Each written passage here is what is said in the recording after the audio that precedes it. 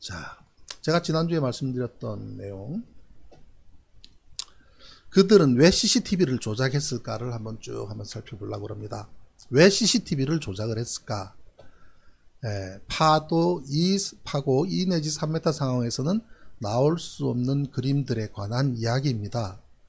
이걸 제가 2018년 4월 달에 서부지검에 고발을 한 내용에 관한 것인데요. 2018년 3월 달에는 우리 CCTV 영상상에 나오는 생존자가 있었습니다. 9시 15분 전으로 비상 상황이 존재했느냐 여부로 한참 논란이 있었을 때에 국방부는 아니야, 그때 9시 15분 16분 그때 아무 일도 없었어 라고 이야기하거든요. 왜냐하면 9시 16분에 뭐 가족하고 전화를 해서 전화가 뚝 끊기고 아버지한테 비상이에요 라고 하고 전화가 끊어지고 했던 상황이 오마이뉴스와 몇몇 언론 매체를 통해서 보도가 되고, 그러면서 그러면 그때 비상 상황이 있었던 것이 아니냐. 사실 비상 상황이 있었습니다. 좌초를 했으니까 비상 상황이 있을 수밖에요. 근데 그걸 감추려다 보니까 그 시간에 후타실에서는 운동을 했다라고 하는 거짓말을 하게 됩니다. 국방부가. 그 거짓말을 하면서 입증을 해야 되니까 영상 하나를 내놓는데 거기에 6명의 대원의 사진이 나옵니다. 한 사람은 안전당직자고요. 운동하는 대원이 5명인데 5명이 평화롭게 그냥 대화를 나누면서 이렇게 서 있는 장면의 사진이 한 장이 나왔는데, 이게 과연 운항하는 배에서 운동이 가능해? 라는, 일반 분들은 그 배에서도 운동할 수 있겠지라고 생각을 하지만, 배를 운항을 해보거나 배를 타본 사람들 입장에서는 뭐 파도가 2 내지 3m라 그랬는데 운동을 했다고? 이거 죽을 짓을 하고 있네? 걱정. 왜냐면 역기 같은 거 들다가 흔들려서 넘어지면 그냥 사고로 이어지는 거거든요. 어떻게 운동이 가능해? 그래서 그때 그 사진 안에 유일한 생존자가 있었습니다. 그 사람이 3월 달에 법정에 증인으로 나왔거든요. 그래서 그 법정 증언을 통해서 물어봤지만 기대할 수 있는 답변은 나오지가 않았고요. 그래서 요 이제 4월 달에 2018년 4월 달에 제가 그에 관련된 고발장을 접수를 했었습니다. 그런데 서울 서부지검에 고발을 한 내용이 이렇게 서류로 돌아와서 각하가 되었다고 통보가 지난주에 왔습니다. 서울 서부지검에 제가 고발장을 접수한 것은 중앙지검을 믿을 수가 없기 때문에, 그리고 제가 고발의 이유에다가 그걸 또 재판부에다가 제출을 하면서 중앙지검은 믿을 수가 없기 때문에 서울 서부지검에 제가 고발장을 접수한다고까지 명시를 해놨는데 검찰이 굉장히 불쾌했을지도 모르겠습니다. 그렇죠. 뭐 사실이 그러니까요. 중앙지검은 제 사건 가지고 이걸 계속 공소를 유지하면서 기소를 하고 공소를 유지하면서 재판을 끌고 가고 있는 마당에 제가 중앙지검에다가 이걸 갖다 고발한다는 거는 그러고 싶은 마음이 추워도 없더라고요. 그래서 서울 서부지검에 마포에 있죠. 공덕동에 있는 서울 서부지검에 고발장을 접수를 했는데 몇 년 동안 지고 있다가 이거를 중앙지검으로 다시 간 거예요. 중앙지검에서 달라고 그랬는지 그쪽으로 보냈는지는 모르겠습니다. 근데 중앙지검으로 갔다가 기각돼 버리는 거죠. 대전지검에 넣은 것도 마찬가지예요. 노인식 프로펠러 문제도 대전지검에 넣었는데 그것도 돌고 돌다가 다시 중앙지검으로 가버려요. 그래서 항고를 하고, 지금 서울 서부지검은 제가 항고장을 이제 써서 접수를 시키게 되는데, 대전에 이제 고발을 했던 거는 항고를 하고 또 각하되고 재항고를 하고 또 각하되고, 그래서 재정 신청까지 들어가 있는 상태거든요. 이제 검찰에 더 이상 내가 요구하지 않을 테니 재판부에다가 사법부에다가 재판을 바로 넣어주세요 라고 지금 신청을 해놓은 상태입니다. 그래서 지난번에 재판부에서 그 내용을 접수를 했다는 통보를 받았습니다만은 재판이 열릴 것인지 여부는 우리 사법부에서 판단을 하게 되죠.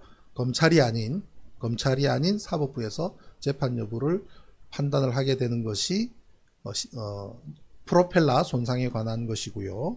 이 CCTV 관련된, 후타실 CCTV 관련된 것은 현재 항고가 들어가는 상황입니다. 그래서 그 당시에 제가 이제 어떤 내용으로 그것을 고발을 했는지에 대해서 말씀드리는 것은 CCTV라고 하는 CCTV가 참 정말 중요하잖아요. 아까도 말씀드렸지만 리플리라는 영화, 맷 데이먼 주연의 리플리라는 영화를 처음부터 끝까지 한번 보시면 뭐 어떤 생각이 드냐면 CCTV 하나만 있으면 모든 게 해결돼 버려요. 아무리 신분을 속이고 어쩌고 해도 뭐 여권이 있겠다. 그다음에 이 CCTV가 있으면 그냥 그대로 확인이 가능한데 CCTV가 없는 상황에서는 신분을 속이는 것도 이중으로 이렇게 행세를 하는 것도 다 가능해 버리는 거예요. 그래서 그 영화 보면서 저 CCTV 하나만 있으면 완전히 해소가 되네.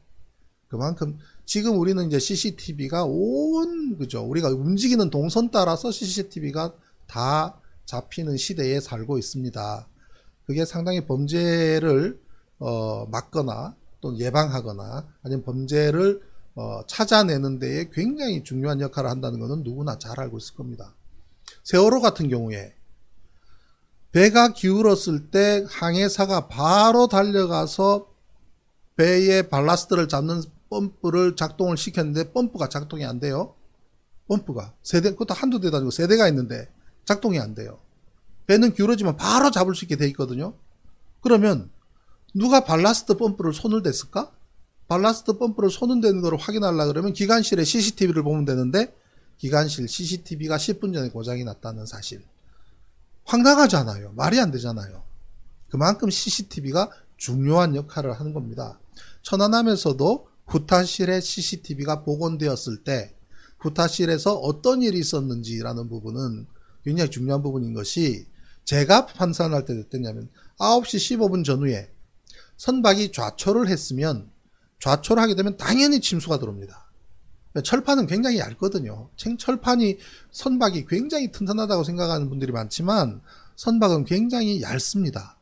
그러면 좌초했다? 그러면 해저 바닥에 돌멩이고 자갈이고 긁었을 테고 그쪽으로 물이 콸콸 들어오게 될 텐데 물이 들어오면 들어오는 물을 막아야 될 거 아니에요. 막으려 그러면 제일 먼저 달려가는 것이 후타실 쪽입니다. 왜냐하면 보수를 하기 위한 널빤지라든지 그다음에 강목이라든지 물 막는 데는 널빤지 갖다 대고 강목으로 놓고 오헰마로 쳐서 물이 더 이상 들어오게 않게 하는 것이 1차적인 방수를 하기 위한 작업인데 그렇게 하기 위한 널판지라든지 강목이라든지 심지어 이런 도구들이 후타실 인근 쪽에 있다고요. 후타실은 타기가 있는 공간이지만 꽤 공간이 넓기 때문에 이런저런 장비들도 갖다 두기도 하고 심지어 거기서 운동도 하고 그다음 그 옆에 있는 보수 창고에는 보수를 하기 위한 햄머라든지 그런 장비들이 또 보수 창고에 있습니다. 그렇기 때문에 그쪽으로 누가 달려갔다고 한다면 보수팀들이 한 팀, 보수팀이 달려가서 침수를 막기 위한 조치를 하기 위해서 뭔가를 가지러 달려가는 것 외에는 거기 갈 일이 없었다. 항해 중에. 그래서 저는 그렇게 분석을 했는데 아니다. 운동을 했다라고 하는 겁니다. 자, 그러면 운동을 정말 한 것이 맞느냐라고 제가 이제 분석을 했던 부분이고요. 그래서 제가 고발장을 접수를 한 겁니다.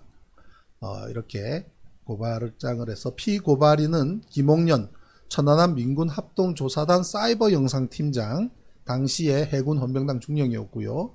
또 피고발인은 김모 미드모 땡땡 업체 대표 천안함의 CCTV 제작해서 납품한 업체 대표 이 두 사람은 지목을 해서 고발장을 접수를 했고 그의 미상인은 복원한 CCTV를 조작 편집한 사람 그 다음에 복원한 CCTV를 조작 편집하도록 지시한 사람 이 사람까지 포함해서 4명에 대해서 천안함 CCTV 영상 복원, 편집, 납품, 증거물 법원 제출과 법정 증언에 있어서의 위증 그 모든 것에 대한 책임을 묻고자 한다라고 해서 접수를 했고요.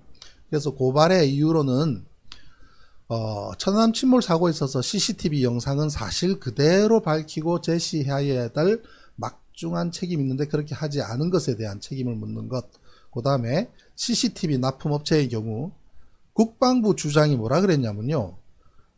CCTV 데이터가 1분 뒤에 저장되기 때문에 마지막 순간이 영상에 나오지 않는다고 주장을 한 겁니다.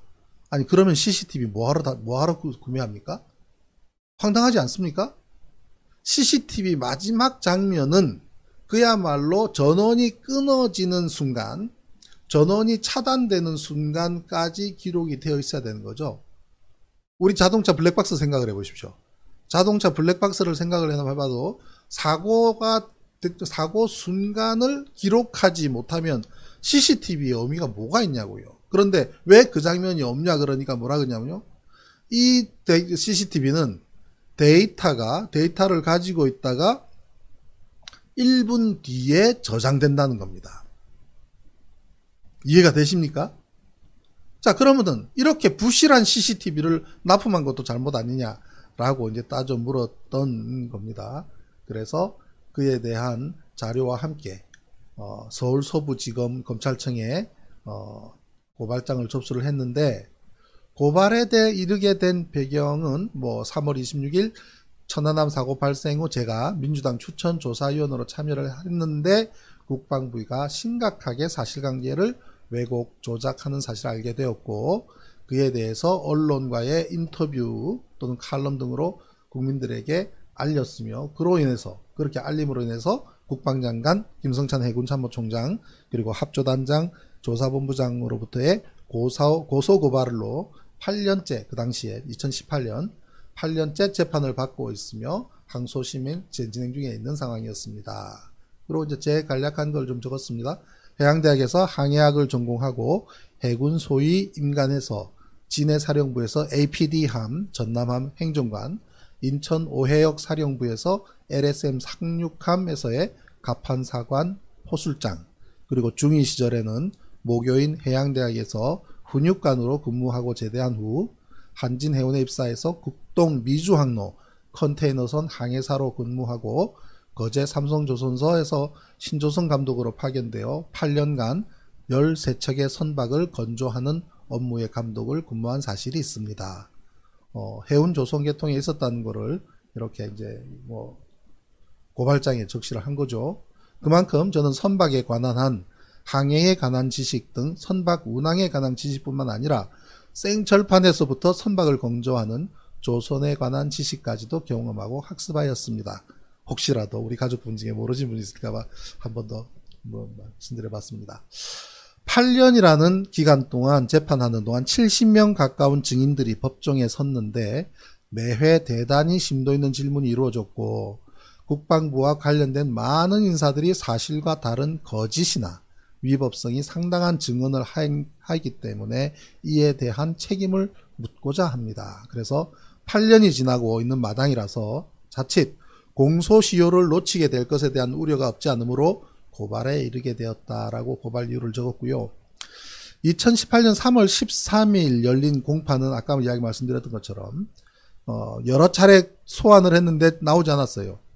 국방부에서 제공한 그때 사진 한 장에 나온 대원 중에 유일한 생존자, 그 사람은 그 사진에 대해서 알 거 아니겠습니까? 사고 당시 정말 그 영상 안에 있는 그 모습 그대로 있었는지 하기 위해서 계속 증인 신청을 했는데 나오지 않다가 2018년 3월 13일 날 법정에 나온 겁니다. 그래서 유일한 생존자로서 사고 당시에 그 영상이 맞는지 여부를 확인을 하고자 했는데, 그래서 당직을 마친 저녁 8시부터 자신이 침실에서 세면을 준비하던 중에 사고가 발생했다고 하니 9시 21분 그 사이에 1시간 21분 동안의 행적과 관련해서 어디에서 무엇을 했는지에 따라서 법정에서 심리를 했습니다만 사실대로 얘기를 우리가 들을 수는 없었습니다. 바로 이 장면입니다. 구타실 CCTV 복원 영상에 저 뒤에 보면은 상병, 하사, 병장 요렇게 5명의 사람이 나오게 되는데, 그 뒤쪽에는 안전당직자가 노란 모자를 쓰고 있는 사람까지 포함하면 6명입니다. 예, 그분은 하사입니다. 그런데 실제로 나중에 후타실에서 발견된 시신은 또 이와 달라요. 그리고 밤 9시 16분 전후 상황으로 일부 대원 가족들이 비상상황 교신을 한 내용, 이게 오마이뉴스 내용인데요. 그죠? 교신을 한 사실들이 보도가 되었죠. 차균석 하사 여자친구하고 마지막 주고받은 문자도 공개가 됐고요. 매화수 그런 문자 줬다가 뚝 끊겨버리고, 또 어떤 대원은 아버지하고 통화를 하다가 아버지 비상이에요 라고 해서 끊었다는 내용, 그런 내용이 사전에 어떤 비상 상황이 있었다는 것을 보여주는 그런 게 있었습니다. 그랬더니 국방부가 어떻게 했느냐면요. 국방부 비상 상황 없었다고 발표합니다. 비상 상황이 없었다고 하면서 후타실에서는 운동을 하고 있었다라고 해서 아까 그 사진을 공개를 한 겁니다. 그런데 국방부에서 실종 승조원에 대한 예상 위치를 발표를 합니다. 이 예상 위치를 발표를 하는데 후타실 부분에 5명의 하사셋, 그 다음에 병장 1병에서 5명을 이렇게 적어 놓고 있습니다. 근데 실종 예상 위치를 발표를 할 때에는 거기에 누가 갔을 것이라고 하는 예상을 누군가 봤어야 하는 거 아니겠습니까? 봤어야 알죠. 추정할 수밖에 없지요. 근데 추정을 했다고 한다면 그 당시에 거기에 누군가 침수를 막기 위해서 지시를 한 사람이 존재하고 그 다음에 그 지시에 따라서 움직인 사람이 존재한다라고 볼 수가 있죠. 왜냐하면 운동하러 가면서 누가 운동하러 간다는 것을 보고하고 함교 당직자한테 보고하고 가지 않는단 말이죠. 예, 그래서 저는 그쪽으로 달려가 있는 사람들이 저기에 나와 있다고 한다면 그 사람들은 보수를 하기 위해서 달려갔거나 적어도 그러한 사고를 인지를 한 사람의 누군가의 지시에 따라 갔을 가능성이 높다라고 저는 분석을 합니다. 그런데 국방부는 아니야, 그 사람들은 운동하고 있었다라고 이제 발표를 했어요. 조선일닷컴에서도 긴급 상황 발생 때만 장교와 병력이 투입되는데 후타실에 사건 발생 때에는 3명의 하사와 병장 1명 등 5명이 운동을 한 것으로 추정돼 긴급 상황이 없었던 것으로 확인됐다라고 국방부에서 발표한 내용을 그대로 앵무새처럼 이야기를 합니다.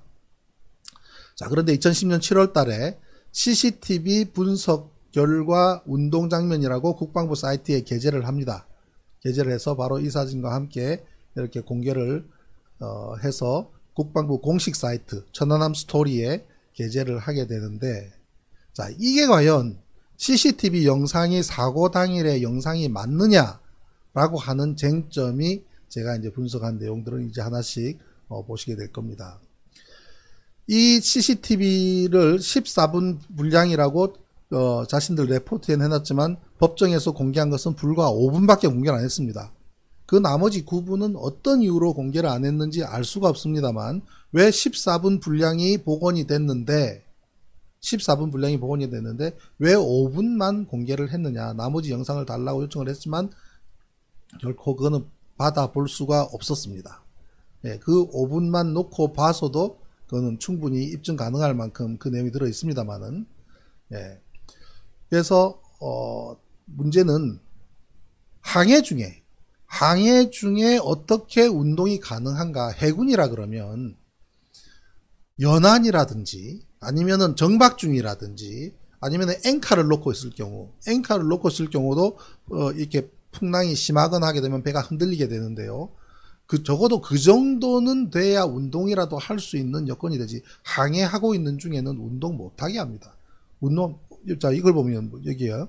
누가 우리 댓글 주권방송 유튜브에서 댓글 보면 홍마산 토박이라는 분이 해군 381기입니다. LST 탔습니다. 항해 중에 운동 못할 뿐더러 했다가는 맞아 죽어요. 후배 수병분들 진실을 말하세요. 라고 이야기를 합니다. 좀 세게 말을 했지만 항해 중에 운동했다가는 맞아 죽는다. 그죠? 상급자한테 혼납니다. 그러다가 다치면은 함장부터 해서 책임을 어떻게 그걸 갖다가 책임질라 그래요. 파도 2 내지 3m 타면은 파고 2 내지 3m 타면 배가 4 내지 6m를 오르락 내리락 한다는 뜻입니다. 우리가 아파트가 한층 높이가 3.3m인데 한 6m, 4m, 6m면은 아파트 한층 반 그만큼을 배가 오르락 내리락 그것도 그냥 갑니까? 좌우로 우로 롤링도 하고 앞과 뒤로 피칭까지 하고 롤링과 피칭을 겸해서 그렇게 오르락 내리락 하면서 가는 선박에서 역기를 발 한 번 떼지 않고 26번을 들었다 놨다. 그것도 한두 사람이 아니고 여러 사람이 이게 과연 가능하겠습니까? 그래서 자, 그런데 국방부가 공개한 CCTV 국방부가 공개한 CCTV에 날짜 기록이 없습니다. 시간만 나옵니다. 날짜 기록이 없습니다. CCTV에 날짜 기록이 없는 CCTV가 과연 가능할까요? 네, 그래서 내가 어떻게 CCTV가 날짜 기록이 없느냐. 네, 2009년에 납품했는데 날짜 기록이 없는 CCTV. 그러니까 이거는 CCTV에 날짜 기록이 없을 수가 없지요. 그럼 그걸 다시 찍어서 편집한 거라고 밖에 볼 수가 없는 겁니다. 다시 찍어서 편집한 것이다. 필요한 부분만 찍어서 편집을 한 것으로 밖에 추정할 수가 없습니다. 네. 그 다음에 아까 말씀드렸던 것처럼 CCTV 자체가 그 자체가 4분의 5차를 가지고 있는 데다가 1분 뒤에 저장을 한다. 4분의 5차라고 하는 것만 하더라도 CCTV의 존재 이유가 없는 거죠. 어떻게 CCTV가 4분이나 5차를 갖고 있을 수가 있으며, 뭐 그렇다고 쳐요. 예, 뭐 세월호에서도 5차가 있는 CCTV가 발견됐으니까 그거는 블랙박스죠. 블랙박스. 그런데 선박의 CCTV는 글쎄요. 군함은 또 다른지 모르겠습니다만은 적어도 제가 탔던 상선에서는 선박 내의 모든 타임 시그널, 시간이 돌아가는 타임 시그널이 나오는 것은 마스터 클럭에 연동되어 있습니다. 왜냐하면 특히나 해외로 나가는 선박인 경우는 어떤 때는 가면서 계속 시간을 하루에 30분씩 땡기거나 시간을 조절해 줘야 돼요. 그걸 선박 내에 시간 타이밍 하는 모든 거를 전부 일일이 다니면서 고친다는 것은 말이 안 되니까 그 옛날에는 그랬을지 몰라도 마스터 클럭으로 다 조절을 합니다. 글쎄요, 우리 초계함은 해군사관학교에서 해외로 나갈 때는 구축함도 나가고 초계함도 나가고 다 같이 뭐 이렇게 나가서 편대를 이뤄서 나가기도 하지 않습니까? 선박에서 이 클락이 마스터 연동이 되어져 있지 않는 건 좀 이해가 안 되지만 어쨌든 4분 CCTV가 4분의 5차를 갖는가 또 이해할 수 없지만 1분 뒤에 저장한다는 부분은 제조하는 제조업체에서는 그죠? 제조업체에서는 저러면은 회사 운영하기 힘들지 않겠습니까? 4분이나 5차를 갖고 있고 1분 뒤에 저런 CCTV를 우리 국방부에 납품을 했다는 얘기라고요? 예. 자, 복원 영상 가운데 3분의 1만 공개했다라는 거죠. 그래서 21분 08초, 그 다음 21분, 21시 08분, 21시 13분까지, 예, 딱 5분간만 영상이 나옵니다. 자, 발 한 번 떼지 않고 역기를 들었다 놨다 하는 게 가능하냐? 발 한 번 떼지 않고 첫 번째입니다. 제가 영상 분석의 첫 번째, 파고 2 내지 3m인 해상 상태에서 발 한 번 떼지 않고 이렇게 역기를 들었다 놨다, 정확하게 3명, 정확하게 지금 얼굴은 전부 지금 블라인드 처리했습니다. 3명이 주고받으며 발 한 번 떼지 않고 20번, 26번 내지 30번, 역기를 들었다 놨다 합니다. 그리고 밑에 아령이 놓아져 있죠. 아령을 모로 세워놨습니다. 바닥에. 이 바닥에 모로 세워진 아령이 쓰러지지 않는, 과연 가능할까요? 천안함 재판에서 재판장께서 검사한테 뭐라고 했냐면요. 이랬습니다. 파고 2 내지 3m인 해상 상태일 때 운동이 가능한지 여부를 군함에서 찍어서, 카메라로 찍어서 제출을 하라 라고 명령을 했습니다. 저도 깜짝 놀랐습니다. 재판 중에. 제가 요청한 것도 아닙니다.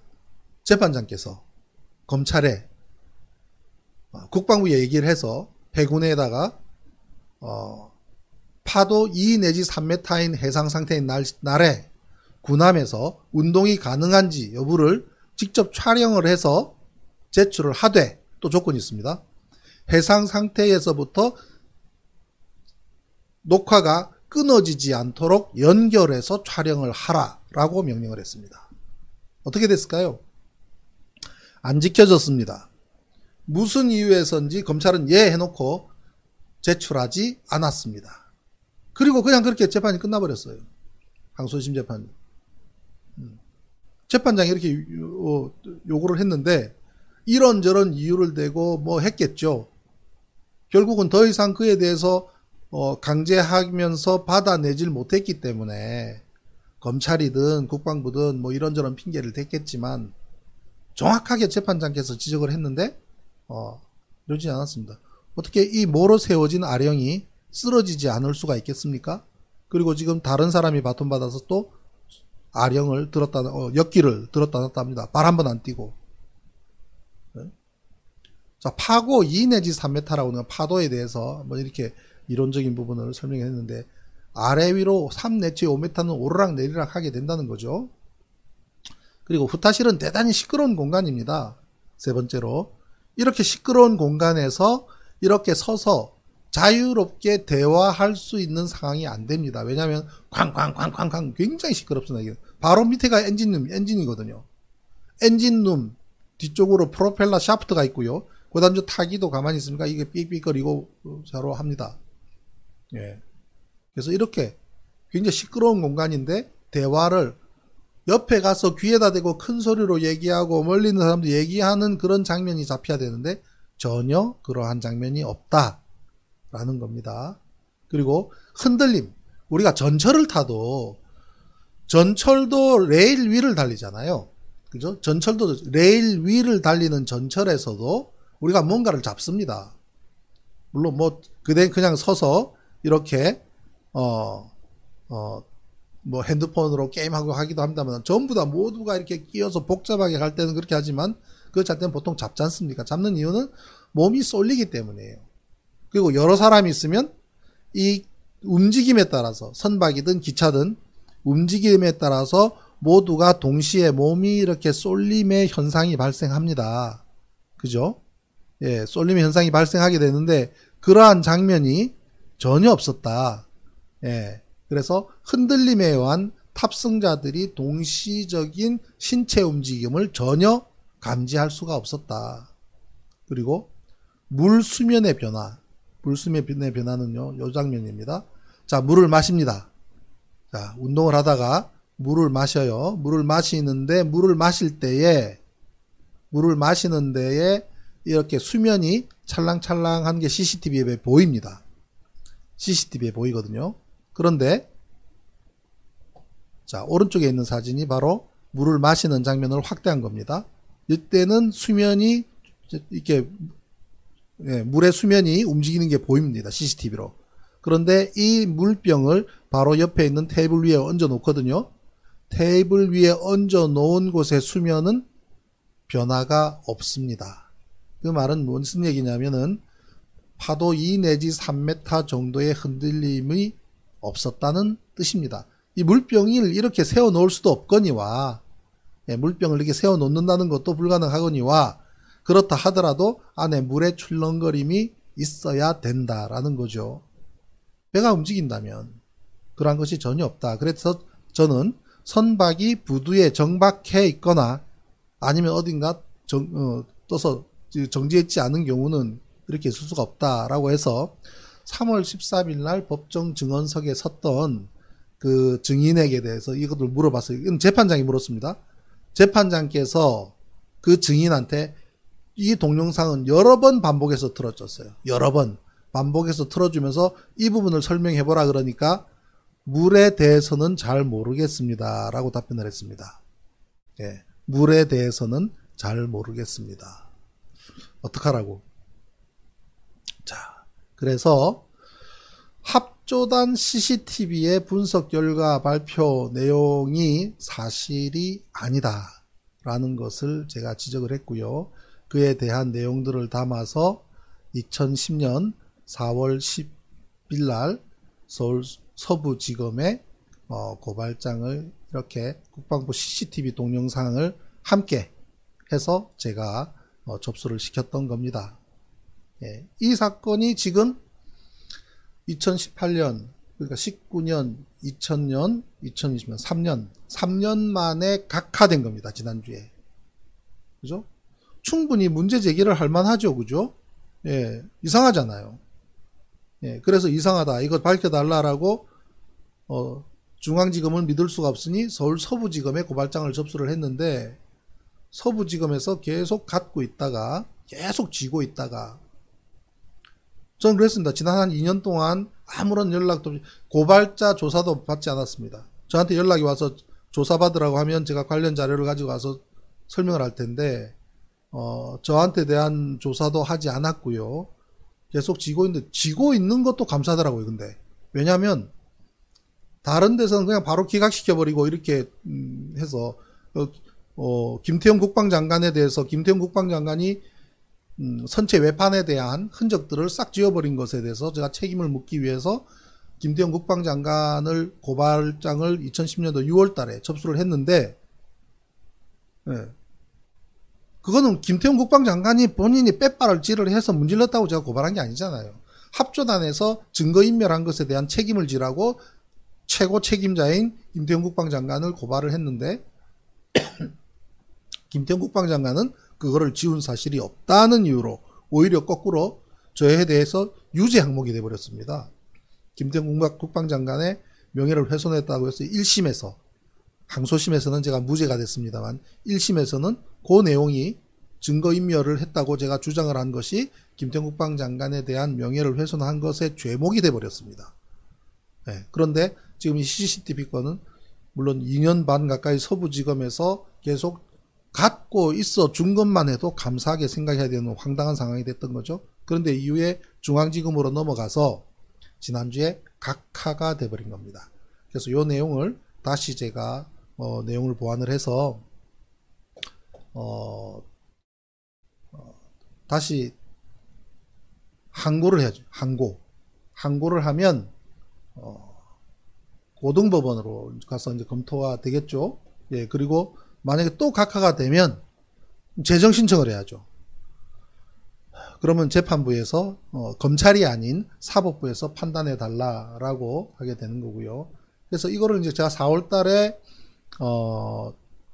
고발장을 접수하고 5월 달에는 재판부에 의견서를 제출하면서 그때 검찰이 문제를 삼았던 것이 그 당시에 CCTV 이 내용에 대해서 제가 KBS 추적 60분 팀의 강윤기 PD님한테 소상하게 설명을 하고 KBS 추적 60분에서 그 부분에 대한 것을 취재를 쭉 이제 했거든요. 취재를 했는데 그걸 또 검찰이 문제를 삼았습니다. 문제를 삼아서 법정에서 나온 자료를 외부에 유출했다 어떻고 해서 제가 또 장문의 또 의견서를 쓰지 않을 수 없는 그래서 국민의 알 권리 차원에서 또 강윤기 PD는 천안함 사건 처음부터 이것을 추적해왔기 때문에 그런 점에서 제가 제공을 한 것이다. 해서 1차적으로 재판부에 이제 경고는 받았습니다. 그 당시에 그렇게 하면 안 된다라고 해서 알겠습니다. 이제 그렇게 하지 않겠습니다라고 했던 부분까지 해서 의견서를 제출을 하고 그게 바로 후타실 CCTV 사건인데요. 최종적으로 거기서 나오신 분 자료를 보면 중사, 하사, 병 4분입니다. 처음에 운동하는 영상과 실제로 시신 수습된 상황이 다릅니다. 최종적으로 발견된 시신 수습된 내용은 한 팀이었습니다.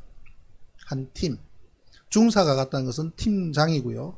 보수한 분, 하사, 중사, 하사병 그렇게 갔었습니다.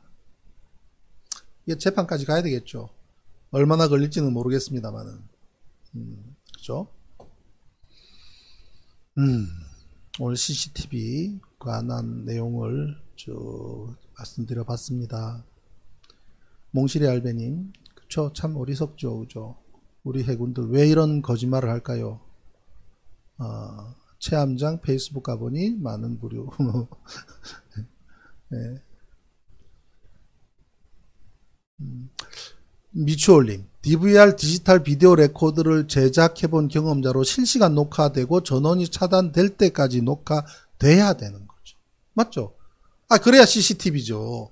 무슨 CCTV가 1분 동안 자료를 쥐고 있다가 그래서 1분 동안 자료를 쥐고 있다가 1분 뒤에 저장하는데 그 사이에 전원이 끊기면 그때 영상이 없다는 게 말이 되는 소리입니까? 어떻게 그게 말이 되는 소리예요, 그게? 그걸 버젓이 그냥 버젓이 그걸 주장을 합니다. 예. 이런 과정을 겪으니 억울한 느낌이 들어요. 억울한. 예. 억울하다는 생각.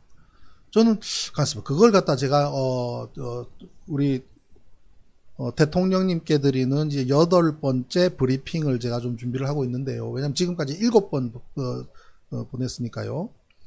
온라인 상으로 공개를 하고 청와대로 정리를 해서 등기우편으로 보냅니다.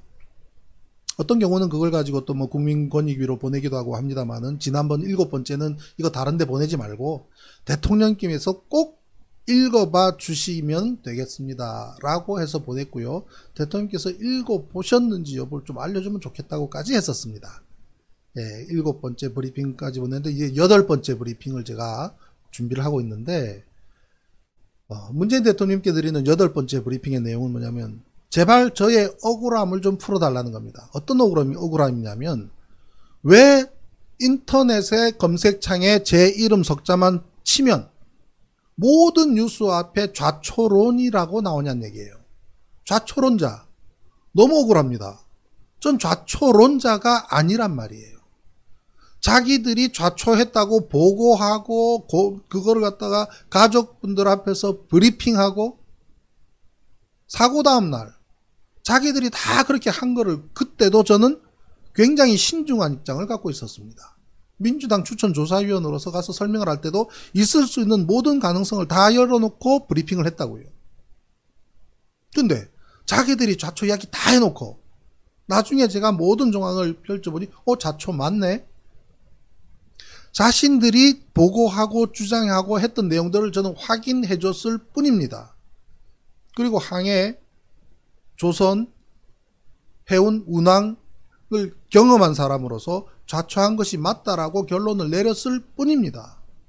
근데 자기들이 좌초한 지점까지 별표까지 쳐놓고 다 만들어 놓고 왜 제가 좌초론자입니까? 그러면 정부는 이 사건이 첫 번째 사고, 두 번째 사고가 이어지는 사고인데 배를 반파시킨 두 번째 사고의 여부는 그 다음 단계로 놓더라도 첫 번째 사고, 최초에 좌초를 했는지 안 했는지 여부 하나만큼은 제발 좀 밝혀주십시오라는 내용입니다. 제발 그거 하나라도 밝혀주십시오. 최초에 좌초가 있었는지 여부는 꼭 밝혀주십시오라는 게 제가 8번째 브리핑의 내용의 핵심입니다. 그에 대한 관련 자료는 제가 다 제공합니다. 항해 당직 사관이 상부에 브리핑한 내용, 이원보 대령 전 대장이 가족분들 앞에서 좌초했다고 브리핑한 내용, 그 좌초한 브리핑을 들었다는 유가족의 증언, 어디서 좌초했냐고 따져 물은 유가족의 항의, 그래서 이 지점에서 좌초했다고 찍어준 작전 상황도의 내용 증거까지 전부 제가 청와대에 제공해 드릴 테니 제일 처음에 이 배가 좌초했는지 여부, 좌초로 배가 반파되지 않았습니다. 좌초로 상태에서 좌초가 된 장소는 배를 반파시킬 만한 암초가 존재하지 않습니다. 그거는 해도상에 고스란히 나와 있습니다. 두 번째 사고는 복잡하고 골치 아프고 이런저런 신경 쓸 것도 많고 이 나라 저 나라 고민할 것도 많으시니 신경 쓰기 싫으시다면 안 해도 좋은데 그거는 그 다음에 우리가 천천히 풀어갈 거고요. 첫 번째 사고만이라도 밝혀주십시오. 제 억울함을 좀 풀어주십시오라는 겁니다. 왜 제가 좌초론자며 제 이름 앞에는 왜 좌초론으로 나오냐는 얘기죠. 자기들이 해놓고 이 부분 하나만 스텝 바이 스텝으로 접근하는 겁니다. 어떤 의미인지 왜 그런지는 잘 아실 겁니다. 예, 잘 아시죠?